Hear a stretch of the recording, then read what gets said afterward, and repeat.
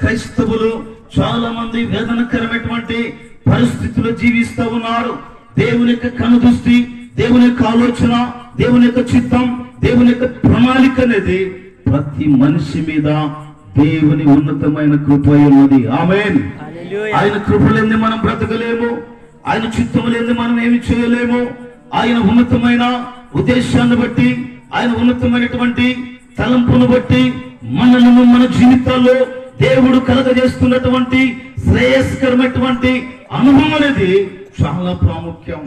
మనం అనేక రీతిగా ఎన్నో వాక్యాలు విని ఉండవచ్చు. ఆత్మ సంబంధమైన విధానములు, ఆత్మ సంబంధమైన జీవితాల్లో, ఆత్మ సంబంధమైనటువంటి ప్రణాళికలు ఉన్న ప్రతి మనిషి ఆలోచించవలసిన మాట ఏమిటంటే, మనల్ని ఆయన చూస్తున్నాడు.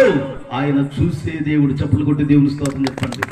మన దేవుడు ఎవరంటే చూసే దేవుడు, ఆయన మాట్లాడే దేవుడు, ఆయన మన జీవితాల్లో గొప్ప కార్యాలు జరిగించే దేవుడు. కనుక దైవ సంబంధమైనటువంటి ఆలోచన, శ్రేయస్కరమైనటువంటి జీవితం, యేసులకు ప్రత్యేకతను సంపాదించుకోవాలి, యేసులకు ఉన్నతమైన ఆలోచనలు కాపాడుకోవాలి, యేసులో శ్రేష్టమైనటువంటి జీవితం కావాలి. నా ప్రభు, నా దేవుడు, నా విమోచకుడు, ఆయన సజీవుడు, నన్ను కూడా ఆయన కాపాడుతాడనే విషయాన్ని ప్రతి మనిషి ఆలోచించాలి. ఇటు రాత్రి వేళ వాక్యం ఇస్తున్నటువంటి లేదా కుటుంబ సభ్యులకు దేవుని సావుకునిగా తెలియజేస్తా ఉన్నాడు. ఆ దేవుడు మాట్లాడుతూ ఉన్నాడు. ఆయన మనలను చూసే దేవుడు. చేతులెత్తి దేవుని స్తోత్రం చేద్దామా? గట్టిగా చేద్దామా? హల్లెలూయా. ఆయన మన ప్రవర్తన చూసేవాడు. అందుకని యెషయా గ్రంథములో నుండి ఒక మాట నేను జ్ఞాపకం చేస్తాను. పరిశుద్ధ లేఖనములో నుండి 57వ అధ్యాయము యెషయా గ్రంథం 18వ వాక్యములో ఈ రీతిగా ప్రభు తెలియజేస్తా ఉన్నాడు. నేను వారి ప్రవర్తన చూసి తిని వారిని స్వస్థపరచుదును, వారిని నడిపించుదును. చప్పట్లు కొట్టి దేవునికి స్తోత్రం చెప్తాం. గట్టిగా కొట్టాం. Praise the Lord. ఈ రాత్రి నా దేవుడు మాట్లాడుతూ ఉన్నాడు. ఆయన మాట్లాడుతున్న శ్రేష్టమైన మాట యెషయా గ్రంథకర్త ద్వారా ఈ రాత్రి ప్రజలతో దేవుడు మాట్లాడుతూ ఉన్నాడు. వింటున్న వారిని అనేక మంది జీవితాల మధ్య సతమతమవుతున్న వారిని బట్టి దేవుడి రాత్రి మాట్లాడుతున్న శ్రేష్టమైన మాట ఏమిటంటే, బైబిల్ అంటుంది, నేను వారి ప్రవర్తన చూసే దేవుడు. స్తోత్రం చెప్పండి. మన ఆలోచన ఎరిగిన దేవుడు, మన తలంపులు ఎరిగిన దేవుడు, మన ఉద్దేశాలు ఎరిగిన దేవుడు మన పట్ల ఓ ఉన్నతమైనటువంటి జీవితాన్ని కలిగి ఉన్నాడు. ఈ రాత్రి ప్రభు అంటున్నాడు, మన స్థితిగతులు ఎరిగిన దేవుడు, మన ఆలోచన ఎరిగిన దేవుడు, మన ఉద్దేశాలు ఎరిగిన దేవుడు. ఆయన అంటున్నాడు, ఎక్స్పెషల్లీ ప్రవర్తన. ఈ రోజున ఎలా ఉంది మన ఆలోచన, ఏ విధంగా ఉంది మన యొక్క తలంపులు, ఏ విధంగా మనం జీవిస్తూ ఉన్నాం. ఆయనలో ఉన్నవారు, వాక్యంలో ఉన్నవారు, ప్రార్థనలో ఉన్నవారు, ఆత్మీయతలో ఉన్నవారు, భక్తిలో ఉన్నవారు, ఈ శ్వాసంలో ఉన్న ప్రతి మనిషి ఆలోచించవలసిన మాట ఏమిటంటే, మనల్ని ఆయన చూస్తున్నాడు. చాలా మంది అనుకుంటారు ఎవరు చూడటం లేదులే అనుకుంటారు. బిడ్డరా, ప్రభు అంటున్నాడు చూసే దేవుడు ఆయన. ఈరోజు మనం చూస్తూ ఉన్నాడు. ఆయన మనం చూసినప్పుడు మన ప్రవర్తన ఎలా ఉండాలి, మన ఆలోచన ఎలా ఉండాలి, మన ఉద్దేశాలు ఎలా ఉండాలి, మన తలంపులు ఎలా ఉండాలి. వాక్యం వింటున్న అనేక మంది ప్రజలు ఆలోచించాలి, నా దేవుని సన్నిధానంలో నేను నిందారహితమైన జీవితాన్ని జీవించాలంటే ప్రభువుకు నేను నమ్మకంగా ఉండాలి. చప్పట్లు కొట్టి దేవుని స్తోత్రం చెప్పండి. ఆయన ఉన్నతమైన మార్గంలో మనం ఉండాలి, ఆయన ఉన్నతమైన ఆలోచనలో మనం ఉండాలి. ప్రభు అదే తెలియజేస్తూ ఉన్నాడు. చూడండి, ఈ రోజున ఒక చర్చిలో మోషే గారు ఉంటా ఉన్నారు. వీళ్ళ కారణం ఏంటి? దేవుని సన్నిధానములు, దేవుని చిత్తములు, దేవుని ప్రణాళికలు, అక్కడ ఉన్నటువంటి సేవకుల విషయములు, ప్రతి విషయములు చూడండి ఆయన చూస్తాడు. ఆయన చూసినటువంటి దేవుడు ప్రవర్తనలు మార్పు. ఈ రోజున ప్రతి మనిషి మారాలి. ఈ రోజున సేవకులు నెత్తి నరుగొట్టుకునేది ఎందుకంటే మనిషి మారాలి, బ్రతుకు మారాలి, జీవితం మారాలి. యేసును ఎరిగిన ప్రతి మనిషే ఆలోచించవలసిన ప్రాముఖ్యమైన మాట ఏంటంటే, మందిరానికి వెళ్తున్నాం, దేవునితో గడుపుతున్నాం, దేవుని చిత్తాన్ని కలిగి ఉన్నాం, కానీ మన ఆలోచన మారిందా? మన ప్రవర్తన మారిందా? మన విధి విధానం మారిందా? మన యొక్క ఆలోచన విధానం మారిందా? దేవుడు మాట్లాడుతూ ఉన్నాడు. ఆయన మాట్లాడుతున్న దేవుడు, ఆయన కార్యాలు జరిగించే దేవుడు. ఆయన అసమానమైనటువంటి ప్రజలను ఉన్నతమైనటువంటి ఆశీర్వాదాలతో నింపగలిగినటువంటి దేవుడు. అలాంటి ప్రభు అంటున్నాడు, మన ప్రవర్తన కరెక్ట్గా ఉంటే మన జీవితాల్లో దేవుడు అద్భుతము చేయును గాక. కొట్టండి, సభలు కొట్టి దేవుని స్తోత్రం చెప్పండి. ఆయన చేస్తాడండి. ఆయన ఖచ్చితంగా కార్యము జరిగించే దేవుడు. నేను ప్రకటిస్తున్న దేవుడు, నేను ఆరాధిస్తున్న దేవుడు, నేను పూజిస్తున్నటువంటి పూజార్హుడైనటువంటి దేవుడు. ఈ రాత్రి నీతో మాట్లాడుతున్న శ్రేష్టమైన మాట ఏమిటంటే, ప్రతి మనిషి యొక్క ఉద్దేశాన్ని యేసయ్యకు తెలుసు. నేను ఈ రాత్రి ఇక్కడ ఉంటాము యేసయ్యకు తెలుసు. స్తోత్రం చెప్పండి, గట్టిగా చెప్పండి, గట్టిగా చెప్పండి. ఎవరికి తెలుసు? యేసయ్యకు తెలుసు. ఆయన ప్రణాళికలో, ఆయన చిత్తములో మనమున్నాం. ఈ రాత్రి ప్రతి మనిషి ఆలోచించాలి, నా దేవునికి నేనేమై ఉన్నాను. కుటుంబ ప్రార్థన పెట్టుకున్నా అయిపోతే కాదు. మన జీవితం మారాలి, బ్రతుకు మారాలి, మాట తీరు మారాలి, ఆలోచన మారాలి. నేటి దినాన వందల మంది సేవకులు నెత్తినోరు పట్టుకొని పాపం గురించి మాట్లాడుతూ ఉంటారు. నేను అంటాను, పాపం అనేది చేసే వ్యక్తి మనసులోకి వెళ్ళాలి. వాక్యం ప్రైజ్ ది లార్డ్, సరెండర్ అవుతారంతే. Praise the Lord, hallelujah. ఏమైపోతారు? సరెండర్ అయిపోతారు. ఈ రోజున ప్రభు వాక్యమే ఏ విధంగా మనం వింటూ ఉన్నాం, ఏ విధంగా నడిపించబడుతున్నాం, ఏ విధంగా జీవిస్తూ ఉన్నాం, దైవ చిత్తములో దేవుని ప్రణాళికలు ఉన్న ప్రతి మనిషి గమనించవలసిన మాట ఏమిటంటే, ఆయన నన్ను చూస్తున్నాడు. ఈ రోజున మోషేనే కాదు, మనల్ని కూడా ఆయన చూస్తూ ఉన్నాడు. చప్పట్లు కొట్టి దేవుని స్తోత్రం చెప్పండి, చప్పట్లు కొట్టండి గట్టిగా. కారణం, ఒకరోజు నేను ధ్యానం చేస్తూ ఉన్నప్పుడు, ఆగరు గురించి మాట్లాడుతూ ఉన్నప్పుడు, ఎందుకు ఆగరు తన జీవితంలో అలాంటి పరిస్థితి ఏడవటానికి కారణం ఏంటి? కుమారుడు ఏడుస్తూ ఉన్నాడు, తట్టుకోలేకేమో ఏడుస్తూ ఉంది. ఉన్న ప్రదేశము చాలా ప్రాముఖ్యమైనటువంటి ప్రదేశము, జూటలు కలిగినటువంటి ప్రదేశంలో ఉంది. ఏడుస్తూ ఉందని నీళ్ళ కొరకు. బిళ్ళరా, అలాంటి పరిస్థితిలో ఎప్పుడైతే కన్నులు తెరవబడ్డావో వెంటనే పక్కనున్నటువంటి నీటి ఊట దగ్గర ఆ నీళ్ల తిత్తి నింపుకొని బిడ్డకు పట్టించినట్టుగా లేఖనం తెలియజేస్తా ఉంది. కారణం, అరణ్యములో దేవుని సన్నిధి కొరకు ఓ ఉన్నతమైన ఆలోచన కలిగి ఉంది. ఏమిటి నాకు పరిస్థితి అనే సందర్భంలో, ఆ విధానంలో, ఆ ఆలోచనలో నేను పాట రాశాను. అరణ్యములో నేను ఇల్లు ఎత్తి ఆడవగా, నా కనుల ఎదుట నీల ఊట చూపితివి. అరణ్యములో నేను వెలుగెత్తి ఆడవగా, నా కనుల ఎదుట నీల ఊట చూపితివి. పరలోక రాజా నా యేసు రాజా, పరలోక రాజా నా యేసు రాజా,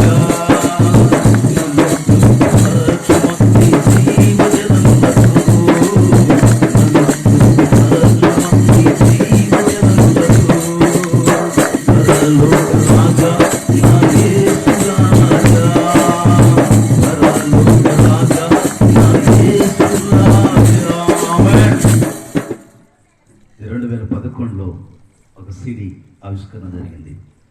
చాలామంది సింగర్స్, చాలామంది పెద్దలు వచ్చారు. పెద్ద పెద్ద సేవకులు కూడా గుంటూరులో అప్పుడు నేను ఉన్నాను. దేవుని సంకల్పంలో అది ఆ సీడీ 2011లో లాంచ్ చేసాం. 2012లో ఒక అతను ఇంజనీరు ఒక పాట తీసుకొని వైఎస్ రాజశేఖర రెడ్డి అల్లుడు అనిల్ గారితో గన్నవరం ఎయిర్పోర్ట్లో ఓపెన్ చేస్తే ఒక పెద్ద సావుకుడు ఫోన్ చేసి జ్ఞానాన్ని నమ్ముకోవద్దు అన్నాడు. అతనేమంటాడంటే, బిల్మోరీ గారితో కలిసి ఆ పాటలు ఆరాధన టీవీలో వస్తూ ఉండే. నేనేమనుకున్నానంటే, ప్రజలకు వెళ్ళిపోతుంది కదా అనుకున్నాను. ఆ పాస్టర్ గారు అరిసిన తర్వాత నేను ఇంకా చాలా బాధపడి ఆ రోజు నుంచి ఇప్పటికీ సీడీ చేయాలని ఆలోచన లేదు. ఆ తదుపరి ఆరాధన టీవీలో చాలా దినాలు వాక్యం అందించాను. అనేక ఛానల్, లోకల్ ఛానల్, గుంటూరు కానివ్వండి, ఈ దర్శి ఏరియాలో కానివ్వండి, మార్కాపురం, హైదరాబాద్ ఆ ప్రాంతాల్లో ప్రభు కృపను బట్టి పరిచర్య 2017లో నేను ఇజ్రాయెల్ దేశం వెళ్ళాను. ఇజ్రాయెల్ దేశం వెళ్ళే ముందు ఒక 20 రోజులు లేట్ అవుతుందని ఈ టీవీ పరిచర్య ఆపేశాం. ఆ తదుపరి అనేక ప్రాంతాల్లో దేవుని కృపను బట్టి వాడబడుతూ 2018 నాకు యాక్సిడెంట్ జరిగింది. ఏ సంవత్సరం అయితే, ఏ నెల అయితే నేను వెళ్ళానో, తిరిగి మరలా అదే నెల 23వ తారీఖు నవంబర్ నెల యాక్సిడెంట్ అయింది. చేతులు ఎత్తేసారు. దిక్కులేనటువంటి పరిస్థితి, భయంకరమైనటువంటి పరిస్థితిలో నా దేవుడు నన్ను చూశాడు. అందరూ అనుకున్నాడు చనిపోయారు అనుకున్నారు. ఆ టైంలో గిద్దలు ఎమ్మెల్యే అన్న రాంబాబు గారు, అప్పటికి మాకు యాక్సిడెంట్ జరిగి చాలాసేపు అయింది, ఎవరు పట్టించుకోవట్లేదు, హైవే ఎన్నో బస్సులు లారీలు తిరుగుతూ ఉన్నాయి, ఎవరు ఆపలా. అలాంటి పరిస్థితుల్లో అన్న రాంబాబు గారు ఎందుకో ఆయన విజయవాడ వెళ్ళి వస్తా బండి ఆపి చూశాడు. అప్పుడు నా బట్టలు మరకలైపోయి రక్తంతో పొరలాడు, స్పర్శ లేదు. చనిపోయాడు అనుకున్నాడు, నీళ్ళు చల్లాడంట. ఈడైపోయాడు, వీళ్ళిద్దరిని అంబులెన్స్లు పిలిపించి పంపించిందని మాట్లాడారు. వీళ్ళరా నాకేం జరిగిందో తెలియనటువంటి పరిస్థితి. వీళ్ళ ఈ రోజున ప్రభు సేవలో, దేవుని ఉన్నతమైన కృపలో ఈ రీతిగా కొనసాగించబడటానికి కారణం నా ప్రభు ప్రవర్తన చూసేవాడు. కొట్టు చెప్పట్లో ఈ రాత్రి నేను ప్రకటిస్తున్న దేవుడు ఆయన అన్యాయస్తున్న దేవుడు కాదు. ప్రతి మనిషి విశ్వసించాలి, నమ్మాలి. ఆయన ఉన్నతమైన కృపలో బిడ్డరా, దేవుని యొక్క ఉన్నతమైన ఆలోచనలో అన్న చెప్తా ఉన్నాడు. అదే వాళ్ళ పరిచర్య చేస్తున్నటువంటి తెలుగు బ్యాప్టిస్ట్ చర్చిలో కన్నవారి తోటలో నేను అనేక నెలలు పాస్టర్ ఫెలోషిప్ మీటింగ్లో, అంతకుముందు సీనియర్ పాస్టర్ గారు వేదమణి గారు ఉన్నారు, వారితో కలిసి అక్కడ మీటింగ్లు జరిపించేవాళ్ళం. ఆ తదుపరి ఆ గుంటూరు జిల్లాలో అనేక ప్రాంతాలలో దేవుని సువార్త ప్రకటిస్తూ ఉన్నా. దేవుని ఉన్నతమైన కృపలో వీళ్ళని ఆలోచించండి. ఆయన నమ్మదగినటువంటి దేవుడు, ఆయన ఉన్నతమైనటువంటి కార్యాలు జరిగించుటకు శక్తిమంతుడైనటువంటి దేవుడు అంటున్న మాట ఏమిటంటే, యెషయా గ్రంథకర్త ద్వారా మాట్లాడుతూ ఉన్నాడు, నేను వారి ప్రవర్తన చూశాను. ఎవరు దేవుడు? చూసే దేవుడు. బిడ్డ, ఈ రాత్రి వాక్యం వింటున్నా, నీ జీవితంలో దేవుడు అంటున్నాడు, నేను నిన్ను చూస్తున్నాను. చూసినప్పుడు మన ఆలోచన బాగుండాలి, మన ఉద్దేశాలు బాగుండాలి, మన తలంపులు బాగుండాలి, మన విధి విధానం బాగుండాలి, మన నడవడిక బాగుండాలి, మన అంతర్యం బాగుండాలి. ఆధ్యాత్మిక జీవితం అనేది చాలా ప్రాముఖ్యమైనది. నేటి క్రైస్తవులు వాక్యం వింటున్నా ప్రజలు గుర్తించవలసిన శ్రేయస్కరమైనటువంటి మాట ఏమిటంటే, నా దేవుడు, నా దేవుడు, నేను ఆరాధిస్తున్నటువంటి ప్రభువు తెలియజేస్తున్నటువంటి మాట ఏమిటంటే, ప్రతి మనిషిని ఆయన చూస్తూ ఉన్నాడు. ఆమేన్. ఇక్కడ ఉన్న ప్రతి మనిషిని ఎవరు చూస్తున్నారు? దేవుడు చూస్తూ ఉన్నాడు. దేవుడు అన్యాయస్తుడైన దేవుడు కాదు. అందుకనే బైబిల్ తెలియజేస్తూ ఉన్న శ్రేష్టమైనటువంటి మాట ఏమిటంటే, దశలోనికి సంఘానికి పౌలు గారు తెలుసు, ప్రతి విషయమందు కృతజ్ఞత స్తుతులు చెల్లించుట మీ విషయమై దేవుని చిత్తము. కొట్టండి గట్టిగా. ఎవరి చిత్తము? దేవుని చిత్తం. ఈ రోజున మోషే గారు ఈరోజు కూడిక ఏర్పాటు చేయటం, అంతేనా? మీకేమని తెలుసా ముందే? రైసులా చెప్పండి గట్టిగా. దేవుని చిత్తం. అందుకని ఆయన అంటున్నాడు, ప్రతి విషయమందు. బిడ్డ, ఈ రోజున చాలా మంది దేవుని సన్నిధి, దేవుని చిత్తము, దేవుని ఆలోచన మైమరిచిపోతా ఉన్నారు. ప్రభు అంటున్నాడు, ప్రతి విషయమందు ఆయన బ్రతికించాడు, ఆయన పుట్టించాడు, ఆయన కొరకు మనం జీవిస్తున్నాం, ఆయన కొరకు మనం బ్రతుకుతున్నాం. ఆయన ఉన్నతమైన కృపతో నడిపించబడుతున్న మన జీవితాల్లో శ్రేష్టమైనటువంటి మాట ఏమిటంటే, ఆయన లేకపోతే నేనేమయ్యేవాన్ని. ఈ రోజున ప్రతి మనిషి ఆలోచించవలసిన మాట ఏమిటంటే, ఆయన నా పట్ల ఏ విధమైన కృప చూపాడు. కృప చూపుతున్న దేవుడు ఈ రాత్రి నీతో మాట్లాడుతూ ఉన్నాడు. ప్రతి విషయములో ఆయనను గుర్తించాలి, ఆయన సన్నిధి అనుభవించాలి, ఆయన చిత్తానికి లోబడాలి. ఆయన వాక్యం అంటుంది, ఆయన అంటున్నాడు, నేను నడిపిస్తాను. స్తోత్రం చెప్పు, హల్లెలూయా, గడి చెప్పండి. హల్లెలూయా. ఆయన అంటాడు నేను నడిపిస్తాను. మన దేవుడు ఎవరంటే నడిపించే దేవుడు. చాలా మంది పాటలు పాడతారు కానీ ఎలా నడవాలో, ఏ విధంగా నడవాలో, ఏ విధమైనటువంటి నడవడిక ప్రయాణం అనేది అర్థం కానటువంటి పరిస్థితుల మధ్య మా దేవుడే అనుకుంటారు. కానీ అంతర్యము దేవునికి నమ్మకంగా ఉన్నామా? అంతర్యములో దేవుని సత్యాన్ని లోబడగలుగుతున్నామా? అంతర్యము దేవుని వాక్యాన్ని ప్రాధాన్యత ఇవ్వగలుగుతున్నామా?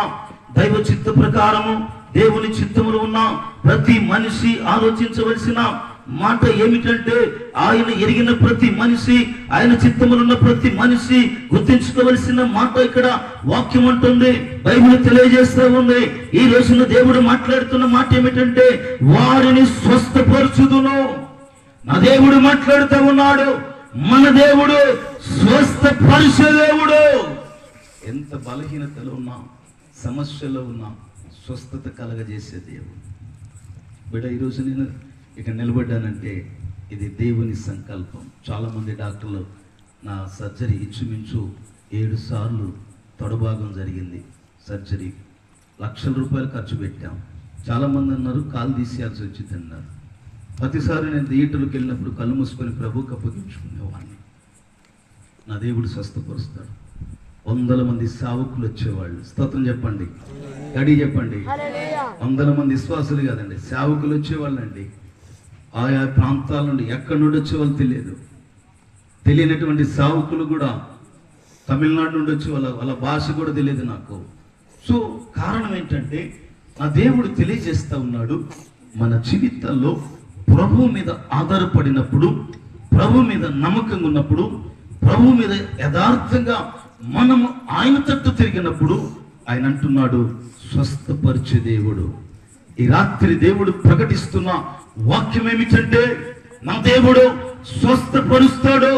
స్వస్థపరిచే దేవుడు ఆయన. ఈ రోజున నడిపించే దేవుడు ఆయన. ఈ రోజున కాపాడే దేవుడు ఆయన. భద్రము చేస్తే దేవుడు మాట్లాడుతున్న మాట ఏమిటంటే, వారిని స్వస్థపరచుదును, వారిని నడిపించుదును, వారిలో దుఃఖించు వారిని ఓదార్చుదును. చప్పలు కొట్టి దేవుని స్తోత్రం చెప్పండి, గట్టిగా చెప్పండి. అది అనుభవించిన వాళ్ళకే తెలిసింది. కష్టం అనేది, ఆపరేషన్ అనేది, సర్జరీ అనేది అనుభవించిన వాళ్ళకే తెలిసింది. పడ్డప్పుడు అంత అర్థం కాదు, కానీ సర్జరీ జరిగిన తర్వాత చాలా భయం వేస్తూ ఉంటుంది, చాలా పెయిన్ వస్తూ ఉంటుంది. ఎందుకులే నాకు ఈ బ్రతుకునే వాళ్ళు. నా దగ్గరికి పూజారి వచ్చాడు ఒక ఆయన. పూజారి అంటున్నాడు, ఆ లారీ వెళ్తుంటే నేను తిప్రాంతకు సెంటర్ నిలబడ్డాను.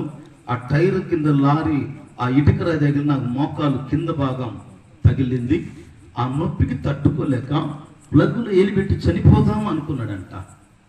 నువ్వు ఎలా భరిస్తున్నావు అంటే, నా ప్రభు కొరకు నేను భరిస్తున్నాను. చప్పలు కొట్టి దేవుని స్తోత్రం చెప్పండి. ఎవరి కోసం? పూజారండి. కారణం, దేవుని సన్నిధానములో దేవుడు తెలియజేస్తా ఉన్నాడు. ఆయన మాట వింటున్న ప్రతి మనిషి ఆలోచించాలి.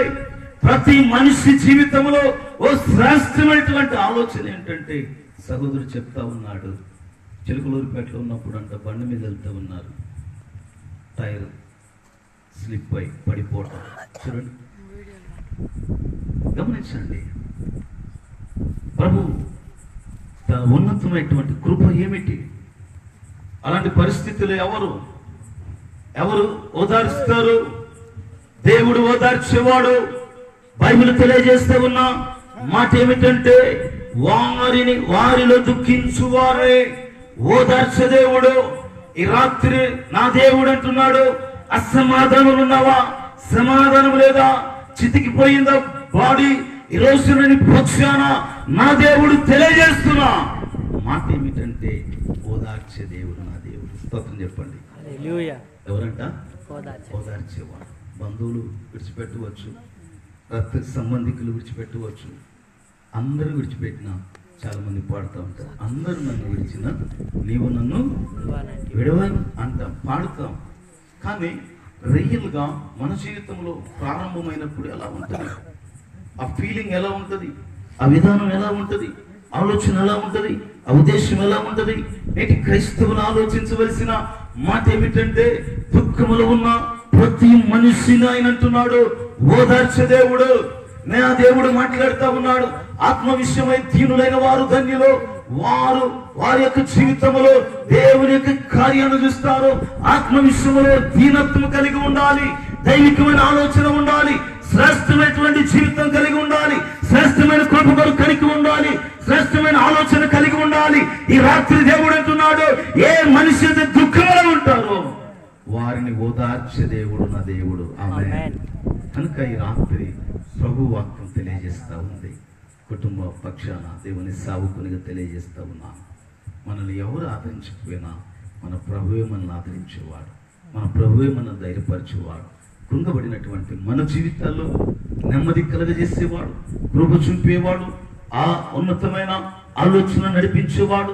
శ్రేష్టమైనటువంటి సన్నిధి మనం అనుభవించాలంటే ప్రభువులో ఒక ఉన్నతమైన ఉద్దేశం ఏమిటంటే బైబిల్ తెలియజేస్తా ఉంది, వారిలో కృతజ్ఞత బుద్ధి పుట్టించుచు దూరస్తులకు సమీపస్తులకు సమాధానం అని చెప్పి నేనే వారిని స్వస్థపరచుదును యెహోవా సెలవిచ్చుచున్నాడు. ఈ రాత్రి నేను ఎక్కువగా విస్తరించి మాట్లాడాలి దానికి రాలేదు, కానీ సమయం ఇప్పుడే 10:22 అవుతా ఉంది. నేను ముగించడానికి ప్రయత్నం చేస్తూ ఉన్నాను. ఈ రాత్రి మన జీవితాలు ప్రభువుకు సమర్పించుకుందాం. ఈ రాత్రి మన ఆలోచన ప్రభు వైపు ఉంచుదాం. దేవుడు తెలియజేస్తున్న మాట ఏమిటంటే, ఇక్కడ అంటున్నాడు, నేనే వారిని స్వస్థపరచుదనని యెహోవా సెలవిస్తూ ఉన్నాడు. ఈ రాత్రి మన దేవుడు తెలియజేస్తున్న శ్రేష్టమైనటువంటి మాట ఏమిటంటే, మన పక్షాన అద్భుతం చేసేవాడు, మన పక్షాన ఉన్నతమైన కార్యాలు జరిగించే దేవుడు, మన పక్షాన గొప్ప కార్యము చేయగలిగినటువంటి శక్తివంతుడైనటువంటి దేవుడు ఈ రాత్రి మనతో మాట్లాడుతున్న మాట ఏమిటంటే, భయపడద్దు, డోంట్ ఫియర్, నేనే మిమ్మల్ని ఓదార్చువాడు. అలాంటి ఓదార్పు కుటుంబ బిడ్డలకు ప్రభు అనుగ్రహించును గాక. ఆమేన్. ఈ మంచి అవకాశం ఇచ్చిన స్థానిక సంఘ కాపరికి ప్రత్యేకమైన తెలియజేస్తాను.